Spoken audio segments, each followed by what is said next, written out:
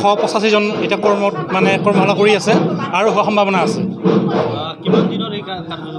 আজি 20 তাৰিখৰ পৰা 27 তাৰিখলৈ 7 দিনীয়া কৰ্মশালা আমি অনুষ্ঠিত কৰিছিলোঁ।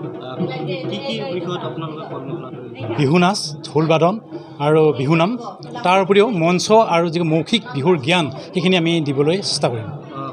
কোনো বিশিষ্ট শিক্ষক বিজিত সোণোৱাল, তেখেত চিলাপথাৰৰ পৰা আহিছে।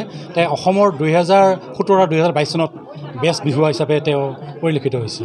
আৰু থাকিব আমাৰ মাজত অহাকালিৰ পৰা আহিব মুনুকণ গগৈ, এইবাৰৰ শ্ৰেষ্ঠ বিহুৱতী ডিৱাই বিহুৰাণী। মোৰ আচলতে ভাল লাগিছে এই কৰ্মশালাখন কৰি। আচলতে মোৰ এইটো নিজৰ ঠাই। মই যিখিনি সুবিধা পোৱা নাছিলোঁ বা পোৱা নাছিলোঁ সেইখিনি মই মানে মোৰ কৈছোঁ, মোৰ ল'ৰা ছোৱালীখিনিক মানে মই দিব বিচাৰিছোঁ। আৰু যাতে মই যিখিনি প্ৰব্লেম ফেচ কৰিছোঁ মানে বাহিৰত গৈ পেলাই, সেইখিনি যাতে মোৰ ল'ৰা ছোৱালীখিনিয়ে ফেচ কৰিব নোৱাৰে আৰু সেইকাৰণে এইটো মই পদক্ষেপ লৈছোঁ। আৰু যাতে তাহাঁতে এনেকুৱা হৈছে এইবাৰ মানে মোৰ লগত, তুমি ক'ৰ পৰা আহিছা? মই বিজি চিৰাঙৰ পৰা আহিছোঁ, মানে নামেই শুনা নাই। সেইটো এটা বহুত দুখৰ কথা মানে। আৰু আমাৰ ইয়াতে মানে বিহু বহুত ল'ৰা ছোৱালী আছে যদিও মানে তেনেকুৱা শিক্ষা পোৱা নাই বা কি পোৱা নাই। সেইকেইটা ল'ৰা ছোৱালীৰ কাৰণে মই আচলতে এখন মানে আমি আচলতে পাতিছোঁ। নিনাদ কলা কৃষ্টিয়ে আচলতে তেনেকুৱা ল'ৰা ছোৱালীৰ কাৰণে মানে সেইটো সুবিধা গ্ৰহণ কৰিছে। সেইখিনিয়ে মানে মোৰ ভাল লাগিছে।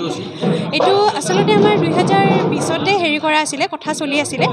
তাৰপিছত এতিয়াহে আমি সফল হৈছোঁ। আৰু এইটো কৰ্মশালাখনেই আমাৰ এইটো প্ৰথম, কিন্তু আমাৰ এইটো আলোচনা হৈ আছিল 2020 চনৰ পৰাই আৰু তেনেকৈ।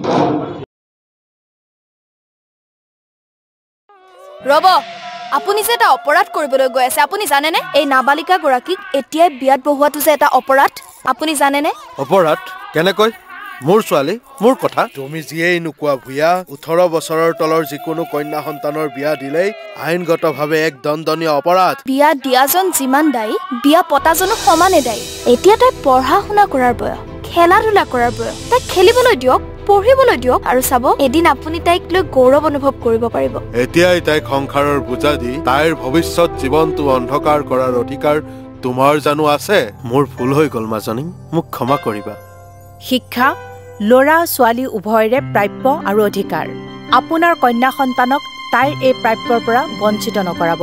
বাল্য বিবাহ ভাৰতীয় আইনৰ দ্বাৰা বিহিত এক দণ্ডনীয় অপৰাধ। এনে অপৰাধ কৰি আপোনাৰ কন্যা সন্তানৰ ভৱিষ্যত অন্ধকাৰৰ মাজলৈ ঠেলি নিদিব।